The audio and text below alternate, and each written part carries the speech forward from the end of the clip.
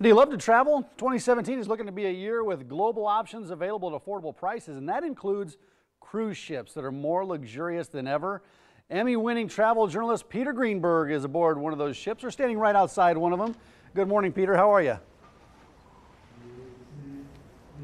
I'm actually standing outside one of them in Monaco, so it's a tough assignment. I hope you'll feel for me on that. I do. But the bottom line is, you're absolutely right about the global travel buyer's market, because the euro has collapsed against the US dollar, the British pound has gone down against the US dollar, and many other foreign currencies as well, which means that for the first time in decades, the US dollar is actually king all over the world, giving us unbelievable buying power as travelers, which means everywhere we go, we're getting basically a 35 to 40% discount. Wow, so it's a buyer's market. So which destinations, I guess, have become just outright bargains, and how has this really impacted the cost of those cruises, especially some of those luxury cruises? Well, there's a luxury cruise ship right behind me. It's only 8 days out of the shipyard. It's called the Silver Muse.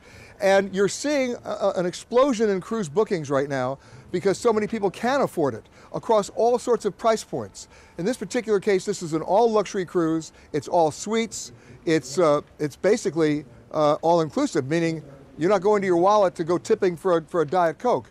And it's great because then comes the actual option of luxury, because the true definition of luxury is when you get to keep your options, whether it's an airline flight, a hotel, or a cruise.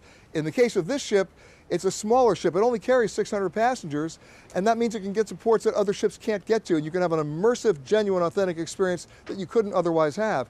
Here's an interesting statistic. There are over 1,000 ports that cruise lines around the world are going to call on this year. That's a staggering number, but an equally staggering number is that ships like this are going to call on over 850 of them because they can, which means what a great opportunity for you to see the world that you otherwise wouldn't see. No, fantastic. If there's anybody to ask about this next question, it's you, because I'm wondering kind of about the fears of global instability and I guess the controversy over immigration and visas and how that all affects Americans traveling abroad. Well, it already has. You know, within hours of President Trump signing that first executive order back in January 27th, you saw an online search drop of 17%. You saw online bookings drop a minimum of 7%. That's a staggering drop in the number of people traveling, and that's the number of people traveling to this country, which created a buyer's market for us because of all those empty seats going in the other direction. That's across the line: hotels, airlines, and cruise ships. There's also the fear of global instability from Americans going overseas, thinking, oh my God, if I go over there, what happens if the president changes his mind and I can't come back, which is a little silly. If you're a holder of a US passport that's valid and you have more than 6 months of validity, use that passport and go.